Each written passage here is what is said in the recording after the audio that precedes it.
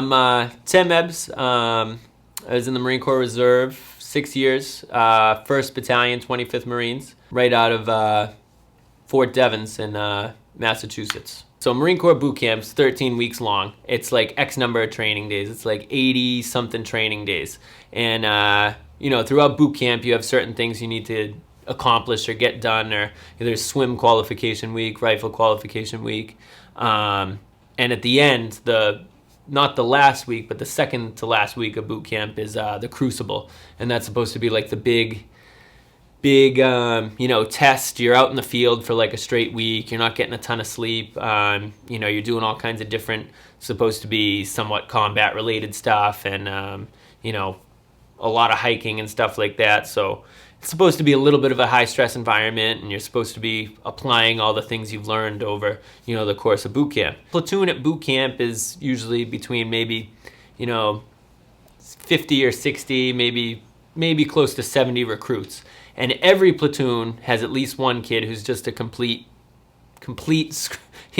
screw up from the word go. So we had one, Recruit Larry, we'll call him.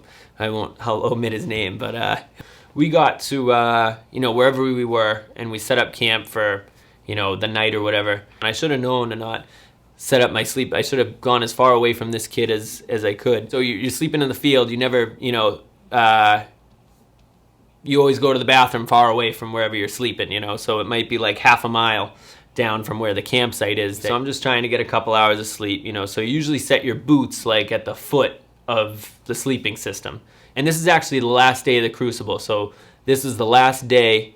We go to bed, we get up, and then we finish with like a hike. And it's at the end of the hike is when you get your Eagle, Globe, and Anchor. Basically, you graduate from boot camp, and everybody's looking forward to that. So I get up that morning, I go to put my boot on, and I put my boot on, and it's just absolutely soaking wet. So I go to take my boot off. As I'm taking my boot off, this Recruit Larry comes over to me, and he goes, "Hey Ebbs, I got something to tell you. I'm sorry, man.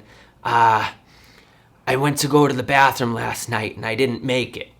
And as he's telling me this, I realize that there's piss in my boot, and he accidentally put my boots on, didn't make it to the bathroom, and he must have just absolutely gone all over himself because my boots were soaking wet. So I'm furious. So I go to the drill instructor, and he's like, "What the hell do you want, Ebbs?" And I'm like, "Sir, this recruit believes that Recruit Larry pissed in my boots, sir." So he's not mad at me anymore. The drill instructor gave me the okay to discard my piss boots and put on my clean pair of boots. Not even 12 hours later, probably maybe like 8 or 10 hours later, we're going to graduate and everything. And this kid, Recruit Larry, comes up to me and he goes, "Hey Ebbs, I got some good news." And I'm like, "What is it? What?" And he goes, "Senior drill instructor said he's going to drop me to MH platoon." And I go, MH platoon is mental health platoon.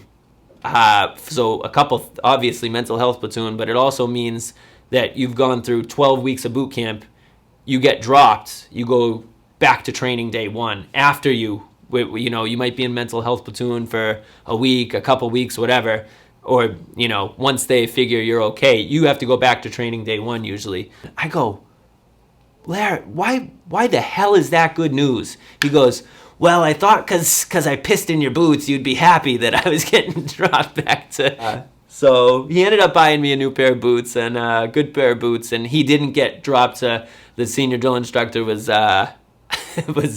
giving him a hard time. He didn't get dropped. He graduated with us, and he ended up being a pretty good Marine, I think. But